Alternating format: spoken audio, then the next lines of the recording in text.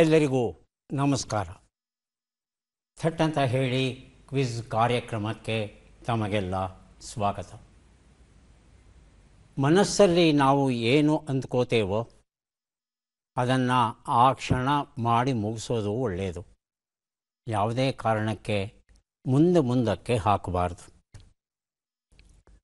ಮಹಾಭಾರತ, ಕುರುಕ್ಷೇತ್ರ ಯುದ್ಧ ಮುಗಿದಿದೆ. ಯುಧಿಷ್ಠಿರ ರಾಜನಾಗಿದ್ದಾನೆ. ತಮ್ಮಂದಿರೆಲ್ಲ ಬೇರೆ ಬೇರೆ ಸ್ಥಾನಗಳಲ್ಲಿ ಇದ್ದಾರೆ. ಒಂದು ದಿನ ಒಬ್ಬ ಬ್ರಾಹ್ಮಣ ಬರ್ತಾನೆ. ನನಗೆ ತುಂಬ ಕಷ್ಟವಾಗಿದೆ, ನನಗೆ ಏನಾದರೂ ಧನ ಸಹಾಯ ಮಾಡಬೇಕು, ತಾವು ದಯವಿಟ್ಟು ಹಣವನ್ನು ಕೊಡಿ ಅಂತ ಕೇಳಿದಾಗ ಯುಧಿಷ್ಠಿರ ಹೇಳ್ತಾನೆ, ಹೌದಾ, ಅದಕ್ಕೇನಂತೆ, ಖಂಡಿತ ಮಾಡೋಣ, ನೀವು ನಾಳೆ ಅಥವಾ ನಾಡ್ದು ಬನ್ನಿ, ನಮ್ಮ ಕೈಲಾದ ಸಹಾಯ ಮಾಡ್ತೇವೆ ಅಂತ ಯುಧಿಷ್ಠಿರ ಹೇಳಿದ ಕೂಡಲೇ ಪಕ್ಕದಲ್ಲಿ ನಿಂತಿದ್ದಂಥ ಭೀಮಸೇನ ಹ ಹ ಹ ಹ ಹ ಹ ಅಂತ ನಗಕ್ಕೆ ಶುರು ಮಾಡ್ತಾನೆ. ಅಲ್ಲಿ ಗಂಟೆ ಇರುತ್ತೆ, ಆ ಗಂಟೆಯನ್ನು ಜೋರಾಗಿ ಹೊಡೆಯೋದಕ್ಕೆ ಶುರು ಮಾಡ್ತಾನೆ.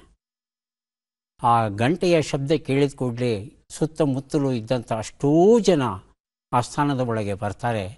ಯುಧಿಷ್ಠಿರನಿಗೆ ಆಶ್ಚರ್ಯ, ಏನಾಯಿತು ಈ ಭೀಮನಿಗೆ, ಯಾಕೆ ಈ ರೀತಿ ಗಂಟೆಯನ್ನು ಬಾರಿಸ್ತಾ ಇದ್ದಾನೆ? ಜನ ಎಲ್ಲ ಬಂದು ಸೇರ್ತಾರೆ. ಏನಪ್ಪ, ಏನಾಯಿತು ಭೀಮ, ಯಾಕೆ ನೀನು ಈ ರೀತಿ ಗಂಟೆಯನ್ನು ಬಾರಿಸ್ತಾ ಇದ್ದೀಯಾ ನೀನು ಅಂತ ಕೇಳಿದಾಗ, ನಾನೊಂದು ಅದ್ಭುತ ವಿಚಾರವನ್ನು ತಿಳ್ಕೊಂಡೆ ಇವತ್ತು. ನಮ್ಮ ಅಣ್ಣನಿಗೆ ಭವಿಷ್ಯ ಗೊತ್ತಿದೆ. ಹಾಗಾಗಿ ಅಂತಹ ಸಾಮರ್ಥ್ಯ ಇರೋ ನಮ್ಮ ಅಣ್ಣ, ನನ್ನ ಅಣ್ಣ ಅನ್ನೋದು ಹೆಮ್ಮೆಯಾಗ್ತಾ ಇದೆ. ಆ ಹೆಮ್ಮೆಯಿಂದ ನಾನು ಈ ಗಂಟೆಯನ್ನು ಬಾರಿಸಿ ಈ ಸುದ್ದಿಯನ್ನು ನಿಮಗೆಲ್ಲ ಹೇಳ್ತಿದ್ದೇನೆ ಅಂದಾಗ, ಅರ್ಥವಾಗಲಿಲ್ಲಪ್ಪ ನೀನೇನು ಹೇಳ್ತಿದ್ದೀಯೋ ಅಂತ ಸುತ್ತಮುತ್ತಲ ಜನ ಹೇಳಿದಾಗ ಭೀಮ ಹೇಳ್ತಾನಂತೆ, ಆ ಬ್ರಾಹ್ಮಣ ಈ ಕ್ಷಣ ನನ್ನ ಬಡತನವನ್ನು ನಿವಾರಿಸುವ ಒಂದು ಧನ ಸಹಾಯವನ್ನು ನೀಡಿ ಅಂತ ಬಂದಾಗ, ಈ ಕ್ಷಣವೇ ನಾವು ಧನ ಸಹಾಯ ಪೂರ್ಣ ಪ್ರಮಾಣದಲ್ಲಿ ಅಲ್ಲದಿದ್ದರೂ ಎಷ್ಟಾಗುತ್ತೋ ಅಷ್ಟು ಕೊಟ್ಟು ಬಿಡಬೇಕು. ಆದರೆ ನಮ್ಮಣ್ಣ ಏನು ಹೇಳಿದ, ನಾಳೆ ಬಾ ಅಂತ. ಅಂದರೆ ನಾಳೆಯವರೆಗೆ ತಾನು ಬದುಕಿರುತ್ತೇನೆ ಅನ್ನೋದು ನಮ್ಮಣ್ಣಂಗೆ ಗೊತ್ತಿದೆ. ನನಗೆ ಗೊತ್ತಿದ್ದ ಹಾಗೆ ಸಾವು ಅನ್ನೋದು ಸದಾ ಬೆನ್ನ ಹಿಂದೆ ಇರುತ್ತೆ, ಯಾವ ಕ್ಷಣದಲ್ಲಿ ನಮ್ಮ ಮೇಲೆ ಎರಗುತ್ತೋ ಗೊತ್ತಿಲ್ಲ. ಹಾಗಾಗಿ ಮಾಡಬೇಕಾದ ಒಳ್ಳೆಯ ಕೆಲಸಗಳನ್ನು ಆಯಾ ಕ್ಷಣದಲ್ಲೇ ಮಾಡಿ ಮುಗಿಸಬೇಕು ಅನ್ನೋದು ನನ್ನ ತಿಳಿವಳಿಕೆ. ಆದರೆ ನಮ್ಮ ಅಣ್ಣ ಹೇಳ್ತಾನೆ ನಾಳೆ ಬನ್ನಿ ಅಂತ. ನಾಳೆವರೆಗೂ ಬದುಕಿರ್ತೇನೆ ಅನ್ನೋ ಭರವಸೆ ಇದೆಯಲ್ಲ ನಮ್ಮ ಅಣ್ಣನಿಗೆ ಅಂತ ಹೇಳಿ ಮತ್ತೆ ನಗೋಕ್ಕೆ ಶುರು ಮಾಡ್ತಾನಂತೆ. ಆಗ ಯುಧಿಷ್ಠಿರನಿಗೆ ಒಂದು ಕ್ಷಣ ನಾಚಿಕೆಯಾಗುತ್ತೆ. ಹೌದು ತಮ್ಮ, ನೀನು ಹೇಳಿದ್ದು ಸರಿ ಅಂತ ಹೇಳಿ ಆ ಬ್ರಾಹ್ಮಣನಿಗೆ ಎಷ್ಟು ಹಣ ಕೊಡಬೇಕು ಅನಿಸುತ್ತೋ ಅಷ್ಟು ಕೊಟ್ಟು ಕಳಿಸ್ತಾನೆ. ಈ ಒಂದು ವಿಚಾರದಲ್ಲಿ ಕರ್ಣಶ್ರೇಷ್ಠ. ಸಂಧ್ಯಾವಂದನೆಯನ್ನು ಮಾಡುವ ಸಂದರ್ಭ ಒಬ್ಬ ಬ್ರಾಹ್ಮಣ ಬಂದು ಸಹಾಯ ಮಾಡಿ ಅಂತ ಕೇಳಿದಾಗ, ಆ ನದಿ ತೀರದಲ್ಲಿ ಸಂಧ್ಯಾವಂದನೆ ಮಾಡುವಾಗ ಏನಿರುತ್ತೆ, ಏನೂ ಇರೋದಿಲ್ಲ. ಕೈಯಲ್ಲಿ ಇಟ್ಕೊಂಡಿರ್ತಾನೆ ನೀರಿನ ತೀರ್ಥವನ್ನು, ಕೆಳಗೆ ಹಾಕೋ ಹಾಗಿಲ್ಲ, ಕುಡಿಯೋದಕ್ಕೂ ಸಮಯ ಇಲ್ಲ. ಹಾಗೇನು ಮಾಡ್ತಾನೆ, ಪಕ್ಕದಲ್ಲಿ ಇದ್ದಂಥ ಒಂದು ಚಿನ್ನದ ಪಾತ್ರೆಯನ್ನು ಎಡಗೈಯಲ್ಲಿ ತಗೊಂಡು ಕೊಟ್ಬಿಡ್ತಾನೆ ಆ ಬ್ರಾಹ್ಮಣಿಗೆ, ತಗೋ ನೀನು. ಎಲ್ಲ ಕೆಲಸಗಳು ಆದಮೇಲೆ ಆ ಸಾರಥಿ ಇರ್ತಾನಲ್ಲ, ಸ್ವಾಮಿ, ಯಾವುದೇ ಒಳ್ಳೆಯ ಕೆಲಸವನ್ನು ಮಾಡಬೇಕಾದರೆ ಬಲಗೈಯಿಂದಲೇ ಮಾಡಬೇಕು, ಬಲಗೈಯಿಂದ ದಾನ ಮಾಡಬೇಕು ಅಂತಾರೆ. ತಾವು ಎಡಗೈಯನ್ನು ಬಳಸಿದ್ರಿ ಅಲ್ವಾ, ಇದು ತಪ್ಪಲ್ವಾ ಅಂತ ಕೇಳಿದಾಗ ಕರ್ಣ ಹೇಳ್ತಾನೆ, ನೀ ಹೇಳಿದ್ದು ನಿಜಪ್ಪ, ಅದು ವಾಡಿಕೆ ಅಷ್ಟೇ. ಆದರೆ ದಾನ ಮಾಡಬೇಕು ಅನ್ನೋ ಮನಸ್ಸು ಬಂದಾಗ ಆ ಕ್ಷಣದಲ್ಲಿ ಮಾಡಿಬಿಡಬೇಕು. ಎಡಗಡೆ ಇದ್ದ ಪಾತ್ರೆಯನ್ನು ಎಡಗೈಯಿಂದ ತಗೊಂಡು ಬಲಗೈಗೆ ನಾನು ಬದಲಾಯಿಸಿದಾಗ ನನ್ನ ಮನಸ್ಸು, ಯಾಕೆ ದಾನ ಮಾಡ್ತೀಯ, ಒಳ್ಳೆ ಚಿನ್ನದ ಪಾತ್ರೆನ ಇದಕ್ಕಿಂತ ಚಿಕ್ಕದು ಕೊಡು ಅಂತ ಏನಾದರೂ ನನ್ನ ಮನಸ್ಸು ಬದಲಾವಣೆ ಆದರೆ ಆಗಬಾರ್ದಲ್ವಾ? ಹಾಗಾಗಿ ದಾನ ಮಾಡಬೇಕು. ಎಡಗೈ ಆದ್ರೇನು ಬಲಗೈ ಆದ್ರೇನು, ಮಾಡ್ತಾ ಇರೋದು ಒಳ್ಳೆ ಕೆಲಸ, ಒಳ್ಳೆ ಕೆಲಸಕ್ಕೆ ಯಾವ ಕೈಯೂ ಅಡ್ಡ ಬರೋಲ್ಲ ಅಂತ ಹೇಳಿ ನಾನು ಕೊಟ್ಟ ಎಡಗೈಯಿಂದ ಚಿನ್ನದ ಪಾತ್ರೆಯನ್ನು ಅಂತ ಹೇಳ್ತಾನೆ ಕರ್ಣ. ಹಾಗಾಗಿ ಒಳ್ಳೆಯ ಕೆಲಸ ಮಾಡಬೇಕು ಅಂತ ನಮಗೆ ಅನಿಸಿದ್ರೆ ಆ ಕ್ಷಣದಲ್ಲಿ ಮಾಡಿ ಮುಗಿಸೋದು ಬಹಳ ಬಹಳ ಒಳ್ಳೆಯದು. ಕಾರ್ಯಕ್ರಮವನ್ನು ಆರಂಭಿಸ್ತಾ ಇದ್ದೇವೆ. ಸ್ಪರ್ಧಿಗಳ ಪರಿಚಯ. ಮೊದಲ ಸ್ಪರ್ಧಿ. ಹರಿ ಓಂ ಶ್ರೀ ಗುರುಭ್ಯೋ ನಮಃ. ನನ್ನ ಹೆಸರು ಅನುಪಮ. ಬೆಂಗಳೂರಿನ ರಾಜಾಜಿನಗರದಿಂದ ಬಂದಿದ್ದೇನೆ. ನಾನು ಇಂಜಿನಿಯರಿಂಗ್ ಪದವೀಧರೆ ಹಾಗೂ ಈಗ ಪ್ರಸ್ತುತ ಸಂಸ್ಕೃತ ಅಧ್ಯಯನ ಮಾಡ್ತಾ ಇದ್ದೇನೆ ಹಾಗೂ ಸಂಸ್ಕೃತ ಭಾರತಿಯಲ್ಲಿ ಸ್ವಯಂ ಸೇವೆಯಾಗಿ ಕಾರ್ಯನಿರ್ವಹಿಸ್ತಾ ಇದ್ದೇನೆ. ಬಹಳ ಸಂತೋಷ ಅನುಪಮ ಅವರೇ. ಕಾರ್ಯಕ್ರಮಕ್ಕೆ ಸ್ವಾಗತವನ್ನು ಕೋರ್ತಾ ಇದ್ದೇವೆ ತಮಗೆ. ಮುಂದಿನ ಸ್ಪರ್ಧಿ. ಚಂದನ ವಾಹಿನಿಯ ಸಮಸ್ತ ವೀಕ್ಷಕರಿಗೂ ನನ್ನ ಪ್ರೀತಿಯ ನಮಸ್ಕಾರಗಳು. ನನ್ನ ಹೆಸರು ಹರ್ಷವರ್ಧನ್ ನಾಯಕ್ ಟಿ. ಮೂಲತಃ ಉಡುಪಿ ಜಿಲ್ಲೆಯ ಕುಂದಾಪುರ ತಾಲೂಕಿನ ಕೆರಾಡಿ ಗ್ರಾಮದ ಉಳ್ಳಂಬಳ್ಳಿ. ಪ್ರಸ್ತುತ ಎಲೆಕ್ಟ್ರಾನಿಕ್ ಸಿಟಿ ಬೆಂಗಳೂರಿನಲ್ಲಿ ವಾಸಿಸುತ್ತಿದ್ದೇನೆ. ಯಕ್ಷಗಾನ ಮತ್ತು ತಟ್ಟಂತ ಹೇಳಿ ಕಾರ್ಯಕ್ರಮ ನನಗೆ ಬಹು ಅಚ್ಚುಮೆಚ್ಚು. ನನ್ನ ಹವ್ಯಾಸ ಪುಸ್ತಕಗಳನ್ನು ಓದುವುದು, ಚಾರಣ ಮತ್ತು ಪ್ರವಾಸಗೈಯುವುದು. ತುಂಬ ಸಂತೋಷ ಹರ್ಷವರ್ಧನ್. ನಮ್ಮ ಕಾರ್ಯಕ್ರಮಕ್ಕೆ ಸ್ವಾಗತವನ್ನು ಕೋರ್ತಾ ಇದ್ದೇವೆ ತಮಗೆ. ನಮ್ಮ ಮೂರನೆಯ ಸ್ಪರ್ಧಿ. ಎಲ್ಲರಿಗೂ ನಮಸ್ಕಾರ. ನನ್ನ ಹೆಸರು ಗಾಯತ್ರಿ ಹೆಗಡೆ. ನಾನು ಮೂಲತಃ ಶಿರಸೇವಳಾಗಿದ್ದು ಪ್ರಸ್ತುತ ಬೆಂಗಳೂರಿನ ಖಾಸಗಿ ಕಂಪನಿಯಲ್ಲಿ ಕಾರ್ಯನಿರ್ವಹಿಸುತ್ತಿದ್ದೇನೆ. ನನ್ನ ಹವ್ಯಾಸಗಳು ಚಿತ್ರ ಬಿಡಿಸುವುದು, ಚಿತ್ರಗೀತೆಗಳನ್ನು ಕೇಳುವುದು ಹಾಗೂ ಶಟಲ್ ಬ್ಯಾಡ್ಮಿಂಟನ್ ಆಡುವುದು. ಗಾಯತ್ರಿಯವರಿಗೆ ಸ್ವಾಗತವನ್ನು ಕೋರ್ತಾ ಇದ್ದೇವೆ. ಮೂವರು ಸಿದ್ಧವಾಗಿದ್ದರೆ ಕಾರ್ಯಕ್ರಮ ಆರಂಭಿಸೋಣ. ಮೊದಲಿಗೆ ನಿಯಮಗಳನ್ನು ಒಮ್ಮೆ ನೋಡಿಬಿಡೋಣ. ಒಟ್ಟು 10 ಪ್ರಶ್ನೆಗಳು. ಮೊದಲು ಬಜರ್ ಒತ್ತಿದವರಿಗೆ ಉತ್ತರ ನೀಡುವ ಅವಕಾಶ. ಪ್ರತಿ ಸರಿ ಉತ್ತರಕ್ಕೆ ಒಂದು ಪುಸ್ತಕ ಬಹುಮಾನ. ಆಯ್ಕೆಗಳು ಬರುವ ಮೊದಲೇ ಬಜರ್ ಒತ್ತಿ ಸರಿ ಉತ್ತರ ನೀಡಿದರೆ 2 ಪುಸ್ತಕ ಬಹುಮಾನ. 100 ಅಂಕ ಗಳಿಸಿದವರಿಗೆ ಒಂದು ಪುಸ್ತಕ ವಿಶೇಷ ಬಹುಮಾನ. ನಕಾರಾತ್ಮಕ ತಂತ್ರಗಳಿಗೆ ಅವಕಾಶವಿಲ್ಲ. ಇಂದಿನ ಕಾರ್ಯಕ್ರಮದ ಮೊದಲ ಪುಸ್ತಕ, ಮೊದಲ ಪ್ರಶ್ನೆಯನ್ನು ಈಗ ನೋಡೋಣ. ಪಂಕ್ತಿ ಪಾವನರು, ವ್ಯಕ್ತಿ ಚಿತ್ರಗಳು, ಶತಾವಧಾನಿ ಡಾಕ್ಟರ್ ಆರ್ ಗಣೇಶ್ ಬರೆದಿರುವಂಥದ್ದು ನಮ್ಮ ಪ್ರಶ್ನೆ. ಮೊದಲ ಪ್ರಶ್ನೆ ಈಗ ಬಂತು. ಸ್ಕ್ಯಾಲ್ಪ್ ಕ್ಷಿಪಣಿಯನ್ನು ಯಾವ ದೇಶಗಳು ಅಭಿವೃದ್ಧಿಪಡಿಸಿವೆ? ಆಯ್ಕೆಗಳನ್ನು ನೋಡೋಣ. Britain, Bharat, Israel, Bharat, Israel, Russia, Britain, France. ಮೊದಲಿಗೆ ಅನುಪಮ, ಆನಂತರ ಗಾಯತ್ರಿ. ಇಸ್ರೇಲ್, ಭಾರತ ಎರಡನೇ. ಆಯ್ಕೆ 2. ಗಾಯತ್ರಿ. ಆಯ್ಕೆ 1 ಬ್ರಿಟನ್, ಭಾರತ. ಉತ್ತರವನ್ನು ನೋಡೋಣ. ಆದರೆ ಸರಿಯಾದ ಉತ್ತರ ಬ್ರಿಟನ್ ಮತ್ತು ಫ್ರಾನ್ಸ್ ಆಗಿತ್ತು. Long range autonomous cruise missile system, ಇದನ್ನು ಸ್ಟಾರ್ಮ್ ಶ್ಯಾಡೋ ಅಂತಲೂ ಕರೀತಾರೆ. ಇದನ್ನು ರಫೇಲ್ ವಿಮಾನದ ಮೂಲಕ ಈ ಒಂದು ಕ್ಷಿಪಣಿಯನ್ನು ಪ್ರಯೋಗಿಸೋಕೆ ಬರುತ್ತೆ. ಭಾರತ ಇತ್ತೀಚೆಗೆ ನಡೆದಂಥ ಪಾಕಿಸ್ತಾನದ ಜೊತೆಯಲ್ಲಿ ನಡೆದ ಯುದ್ಧ ಏನಿದೆ, ಆ ಯುದ್ಧದಲ್ಲಿ ಈ ಒಂದು ಕ್ಷಿಪಣಿಯನ್ನು ಬಹಳ ಯಶಸ್ವಿಯಾಗಿ ಪ್ರಯೋಗಿಸಿತ್ತು. ಮುಂದಿನ ಪುಸ್ತಕ ಮತ್ತು ಪ್ರಶ್ನೆ. ಪುರಾಣದ ಪಾತ್ರಗಳು ಮತ್ತು ವರ್ತಮಾನದ ಚಿತ್ರಗಳು. ಕೆ ರಘು ಶೆಟ್ಟಿ ಬರೆದಿರುವಂಥದ್ದು ಪ್ರಶ್ನೆ. ವಿಶ್ವ ರೆಡ್ ಕ್ರಾಸ್ ದಿನಾಚರಣೆಯನ್ನು ಎಂದು ಆಚರಿಸುತ್ತೇವೆ? ಆಯ್ಕೆಗಳು: ಮೇ 8, ಮೇ 9, ಮೇ 10, ಮೇ 11.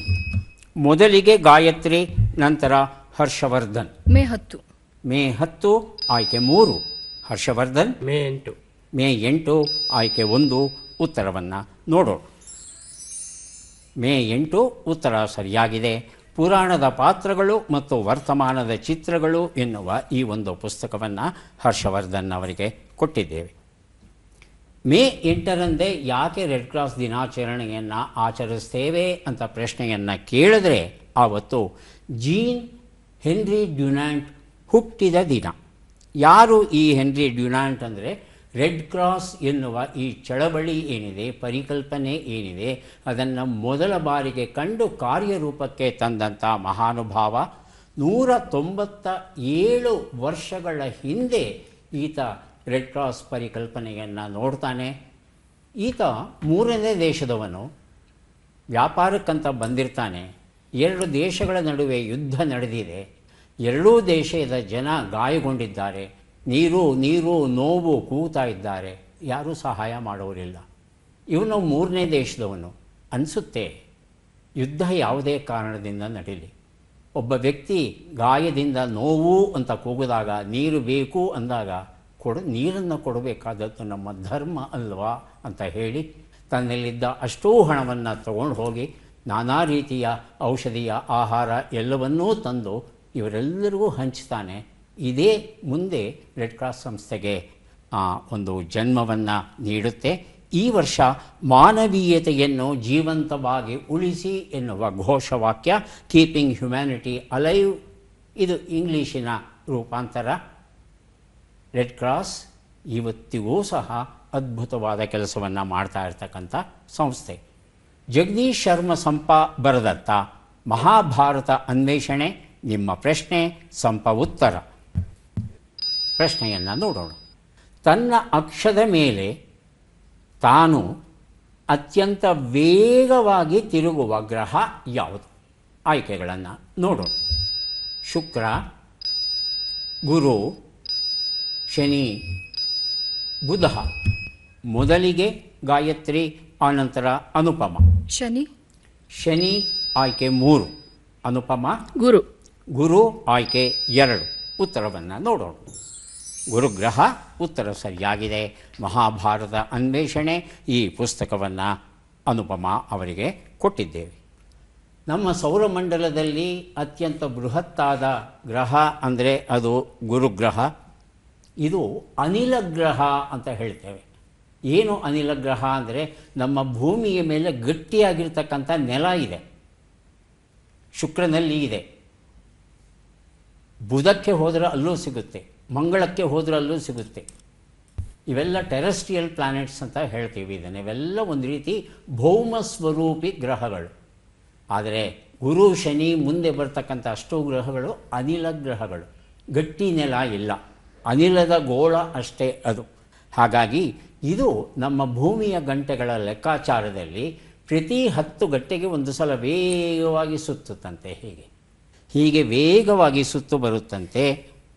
ಹಾಗಾಗಿ ಗುರುಗ್ರಹದಲ್ಲಿ ಒಂದು ದಿನದ ಅವಧಿ ಎಷ್ಟಪ್ಪ ಅಂದರೆ 10 ಗಂಟೆ.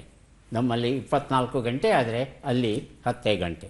ಮುಂದಿನ ಪುಸ್ತಕ ಪಿಸು ಮಾತು, ಬಿಡಿ ದ್ವಿಪದಿಗಳು, ಪ್ರಭಾವತಿ ಎಸ್ ದೇಸಾಯಿ ಬರೆದಿರುವಂಥದ್ದು. ಪ್ರಶ್ನೆ: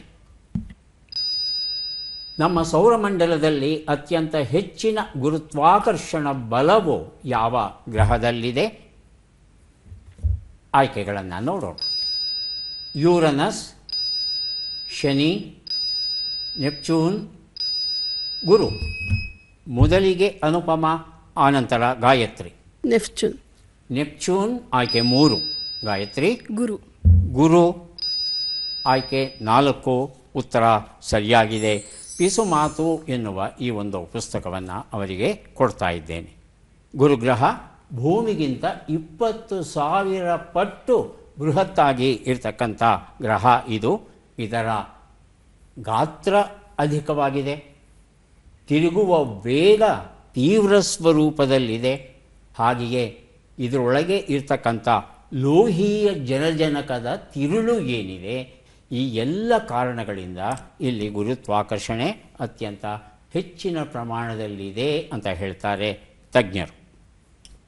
ಪಾತಾಳ ಭೈರವಿ ಮತ್ತು ಇತರ ಕಥೆಗಳು, KN ಭಗವಾನ್ ಬರೆದಂಥ ಪುಸ್ತಕ ಇದು. ನಮ್ಮ ಪ್ರಶ್ನೆ: ಬಿಟ್ಟಕ್ಷರಗಳನ್ನು ತುಂಬಿ. ಕ, ನ, ವಿ, ಉ, ಘ.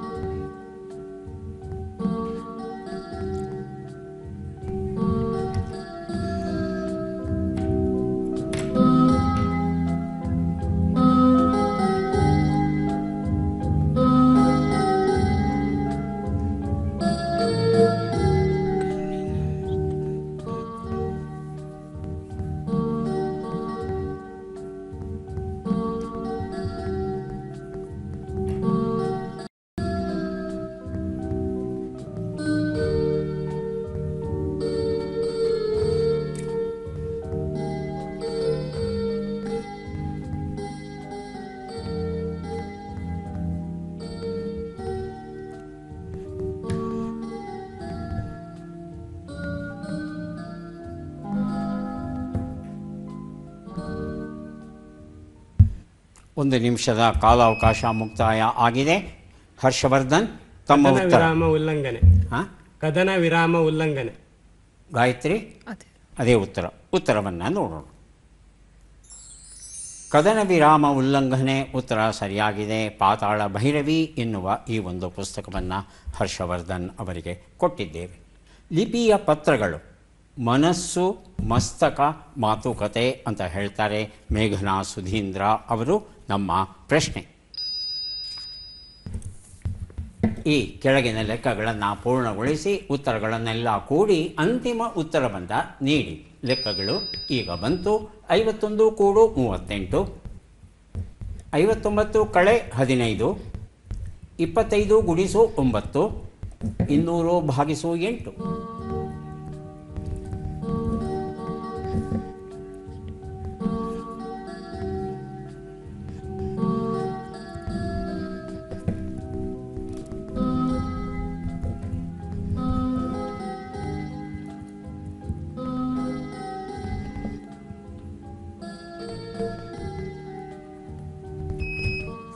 ಬಜರ್ ಒತ್ತಿದ್ದಾರೆ ಹರ್ಷವರ್ಧನ್, ಆನಂತರ ಅನುಪಮ.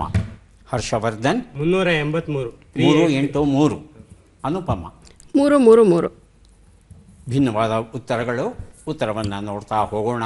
ಒಂದು ಉತ್ತರ 89, 44, 225, 25 ಎಲ್ಲವನ್ನು ಕೂಡಿದ್ರೆ 3 8 3 ಬಂದಿದೆ. ಈ ಉತ್ತರವನ್ನು ಹರ್ಷವರ್ಧನ್ ಕೊಟ್ಟಿದ್ದಾರೆ. ಲಿಪಿಯ ಪತ್ರಗಳು ಎನ್ನುವ ಈ ಪುಸ್ತಕವನ್ನು ಹರ್ಷವರ್ಧನ್ ಅವರಿಗೆ ಕೊಟ್ಟಿದ್ದೇವೆ. ಕಲಾಗುರು RM ಹಡಪದ್, ಸುಂಕಂ ಗೋವರ್ಧನ್ ಬರೆದಂಥ ಪುಸ್ತಕ ಇದು. ನಮ್ಮ ಪ್ರಶ್ನೆ: ಈ ಪದ್ಮ ಪುರಸ್ಕೃತರನ್ನು ಗುರುತಿಸಿ. ಚಿತ್ರವನ್ನು ನೋಡೋಣ.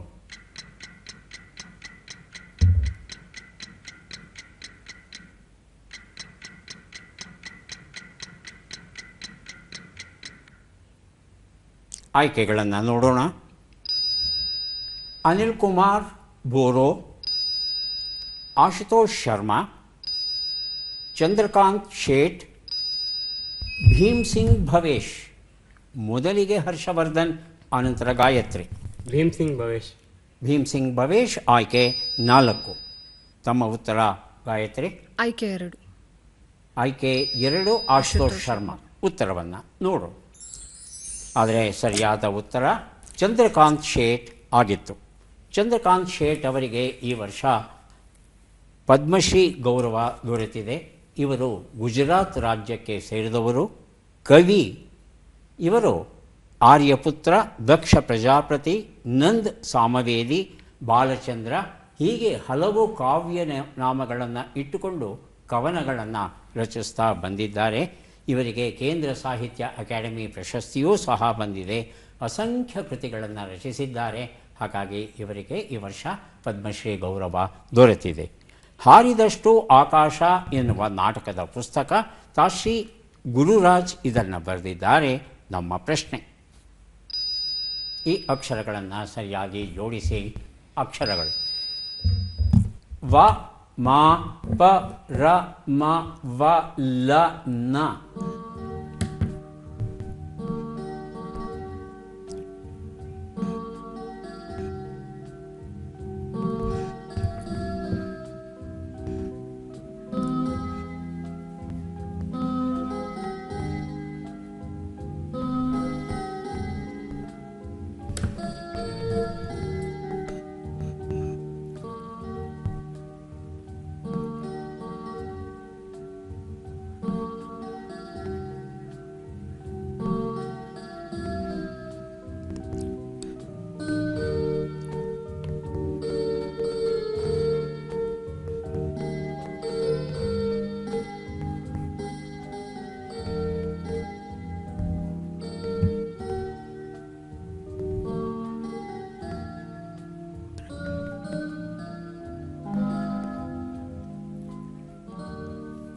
ಒಂದು ನಿಮಿಷದ ಕಾಲಾವಕಾಶ ಮುಕ್ತಾಯ ಆಗಿದೆ. ಉತ್ತರವನ್ನು ನೋಡೋಣ. ಮಾಮರ ನವಪಲ್ಲವ ಅನ್ನೋದು ಸರಿಯಾದ ಉತ್ತರ ಆಗಿತ್ತು. ಈಗ 3 ಪುಸ್ತಕಗಳನ್ನು ಕೊಡುವಂಥ ಕ್ಷಣ ಬಂದಿದೆ. ಪದಬಂಧ ಸುಳುಹುಗಳನ್ನು ನೋಡೋಣ. ದನಕರುಗಳನ್ನು ಸಾಕುವುದು ಶುದ್ಧವಿಲ್ಲ, ನುಡಿ ಹೇಳು.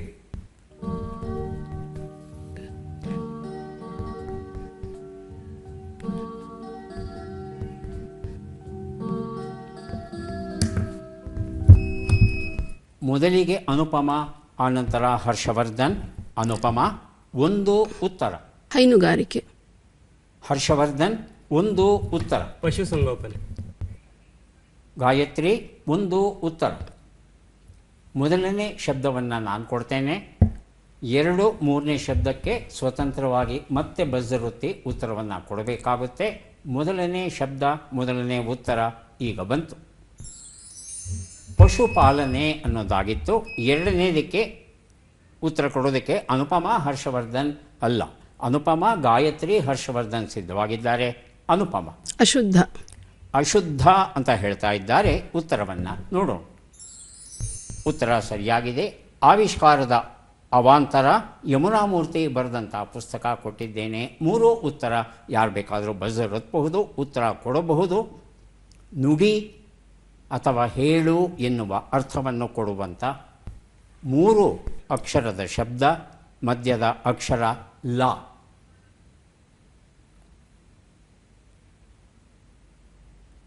ಉತ್ತರವನ್ನು ನೋಡೋಣ. ಹೇಳಿಪ್ಪ. ಆಲಾಪ. ಲಾ ಇಲ್ಲ, ಲ ಅಷ್ಟೇ ಇರೋದು. ಉತ್ತರವನ್ನು ನೋಡೋಣ. ಪಲಕು ಸ್ವಲ್ಪ ಅಪರೂಪದ ಶಬ್ದ ಆದರೂ ಸಹ ಇದು ಕಾವ್ಯದಲ್ಲಿ ಹೆಚ್ಚು ಬಳಕೆಗೆ ಬರುವಂಥ ಶಬ್ದ. ಇದು ಕೊನೆಯ ಘಟ್ಟಕ್ಕೆ ಬಂದಿದ್ದೇವೆ. ಚಟ್ಪಟ್ ಚಿನ್ಕುರಳಿ. 5 ಪ್ರಶ್ನೆಗಳು.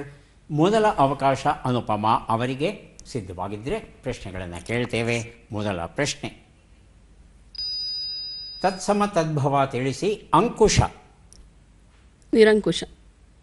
ತತ್ಸಮ ತದ್ಭವ ಸಂಸ್ಕೃತದಲ್ಲಿ ಇರುವ ಶಬ್ದ ಕನ್ನಡಕ್ಕೆ ಬಂದಾಗ ಏನಾಗುತ್ತೆ ಅಂತ. ವಿರುದ್ಧ ಪದ ಕೇಳ್ತಾ ಇಲ್ಲ. ಅಂಕುಶ. ಪಾಶ. ಮುಂದಿನ ಪ್ರಶ್ನೆ, ಜೋಡು ನುಡಿ ಅಥವಾ ಮೇಳ ನುಡಿಯನ್ನು ನೀಡಿರಿ. ಕಂದ. ಚಂದ.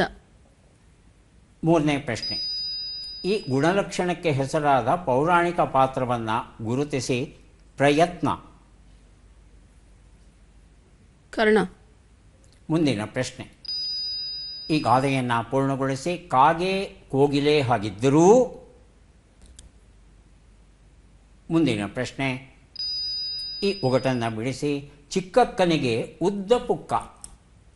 ನವಿಲು. ಉತ್ತರವನ್ನು ನೋಡ್ತಾ ಹೋಗೋಣ. 1 ಉತ್ತರ. ತತ್ಸಮ ತದ್ಭವ. ಅಂಕುಶ ಎನ್ನುವ ಸಂಸ್ಕೃತ ಶಬ್ದ ಕನ್ನಡಕ್ಕೆ ಬಂದಾಗ ಅಂಕುಶ. ಆರಂಕುಶ ಮಿಟ್ಟೊಡಂ, ಆರಂಕುಶ ಮಿಟ್ಟೊಡಂ, ಆರಂಕುಶ ಅನ್ನೋದೇ ಸರಿಯಾದ ರೂಪ. 2ನೇ ಪ್ರಶ್ನೆ, ಕಂದಮೂಲ ಜೋಡು ಶಬ್ದಗಳು. 3ನೇ ಪ್ರಶ್ನೆಗೆ ಉತ್ತರ, ಪ್ರಯತ್ನಕ್ಕೆ ಹೆಸರಾದವನು ಭಗೀರಥ. 4ನೇ ಪ್ರಶ್ನೆಗೆ ಉತ್ತರ, ಕಾಗೆ ಕೋಗಿಲೆ ಹಾಗಿದ್ದರೂ ಬಾಯಿ ಬಿಟ್ಟರೆ ವ್ಯತ್ಯಾಸ ನಮಗೆ ಗೊತ್ತಾಗುತ್ತೆ. 5ನೇ ಪ್ರಶ್ನೆಗೆ ಉತ್ತರ, ಇದು ಸೌಟಿನ ವರ್ಣನೆ ಆಗಿತ್ತು. ಹರ್ಷವರ್ಧನ ಸಿದ್ಧವಾಗಿದ್ದರೆ ಪ್ರಶ್ನೆಗಳನ್ನು ಆರಂಭಿಸ್ತೇವೆ. ಮೊದಲ ಪ್ರಶ್ನೆ,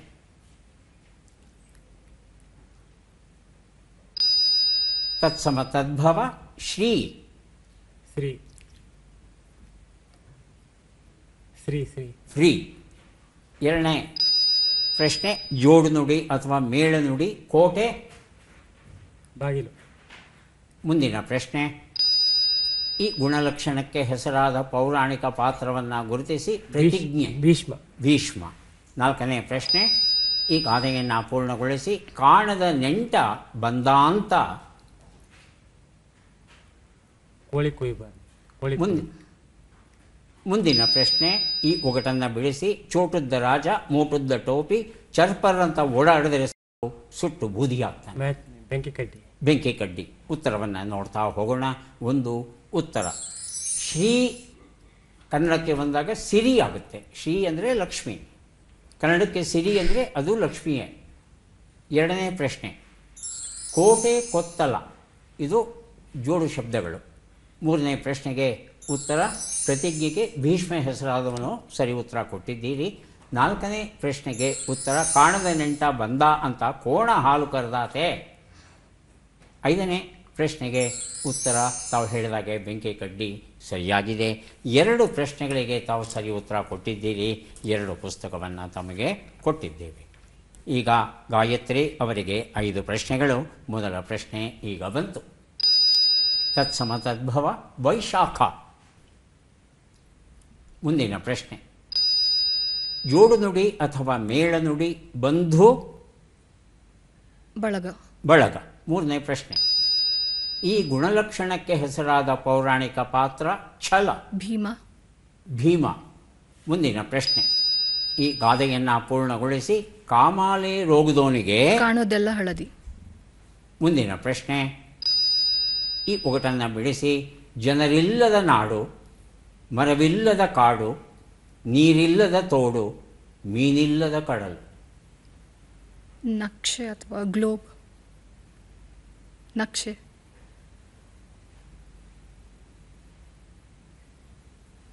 ಸರಿಯಾದ ಶಬ್ದ ಬರಬೇಕು. ಗ್ಲೋಬ್ ಅಂತ ಕನ್ನಡದಲ್ಲಿ ಅಂತಾರೆ. ಸಾಕಷ್ಟು ಸಮಯ ಕೊಟ್ಟೆ ಉತ್ತರಗಳನ್ನು ನೋಡ್ತಾ ಹೋಗೋಣ. ಒಂದು ಉತ್ತರ ವೈಶಾಖ ಬೇಸಿಗೆ ಆಗುತ್ತೆ ಕನ್ನಡದಲ್ಲಿ. 2ನೇ ಪ್ರಶ್ನೆಗೆ ಉತ್ತರ ಬಂಧು ಬಳಗ ಉತ್ತರ ಕೊಟ್ಟಿದ್ದೀರಿ. 3ನೇ ಪ್ರಶ್ನೆಗೆ ಉತ್ತರ ಛಲ ಅಂದರೆ ದುರ್ಯೋಧನ. 4ನೇ ಪ್ರಶ್ನೆಗೆ ಉತ್ತರ ಕಾಮಾಲೆ ರೋಗದನಿಗೆ ಕಂಡದೆಲ್ಲ ಅರಿಶಿನವಂತೆ. ತಾವು ಅದೇ ಅರ್ಥದ ಉತ್ತರ ಕೊಟ್ಟಿದ್ದೀರಾ. ಉತ್ತರ ಸರಿ ಅಂತ ಸ್ವೀಕರಿಸ್ತೇವೆ. 5ನೇ ಪ್ರಶ್ನೆಗೆ ಉತ್ತರ ಇದು ಭೂಪಟ, ಮ್ಯಾಪ್, ಗ್ಲೋಬ್ ಆಗಲ್ಲ, ಮ್ಯಾಪ್. ಅದು ಸರಿಯಾದ ಉತ್ತರ ಆಗಿತ್ತು. 2 ಪ್ರಶ್ನೆಗಳಿಗೆ ತಾವು ಸರಿಯಾದ ಉತ್ತರ ಕೊಟ್ಟಿದ್ದೀರಿ. 2 ಪುಸ್ತಕವನ್ನು ತಮಗೆ ಕೊಟ್ಟಿದ್ದೇವೆ. ಯಾರಿಗೆ ಎಷ್ಟು ಪುಸ್ತಕ ಬಂದಿದೆ ಅದನ್ನು ನೋಡುವ ಕ್ಷಣ ಈಗ ಬಂತು. ಮೊದಲಿಗೆ ಅನುಪಮಾ ಅವರಿಗೆ ಪುಸ್ತಕಗಳನ್ನು ಕೊಡ್ತಾ ಇದ್ದೇವೆ. ಅನುಪಮಾ ಅವರಿಗೆ 2 ಪುಸ್ತಕಗಳು ದೊರೆತಿವೆ. ಪುಸ್ತಕಗಳನ್ನು ಸ್ವೀಕರಿಸಿ ಧನ್ಯವಾದಗಳನ್ನು ಅರ್ಪಿಸ್ತಾ ಇದ್ದೇವೆ. ಧನ್ಯವಾದಗಳು. ಹರ್ಷವರ್ಧನ್ ಅವರಿಗೆ 3, 2, 5 ಪುಸ್ತಕ ನಮಗೆ ಸಿಗ್ತಾ ಇದೆ. ಸ್ವೀಕರಿಸಿ ಅಭಿನಂದನೆಗಳು. ಗಾಯತ್ರಿ ಅವರಿಗೆ 3 ಪುಸ್ತಕ ದೊರೆತಿದೆ. ಸ್ವೀಕರಿಸಿ ಅಭಿನಂದನೆಗಳು.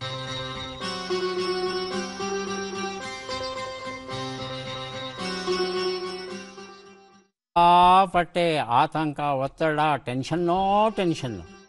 ಏನು ಮಾಡೋದು? ಏನೂ ಮಾಡಬೇಕಾಗಿಲ್ಲ. ಒಂದು ಚಾಕ್ಲೇಟ್ ತಗೊಂಡು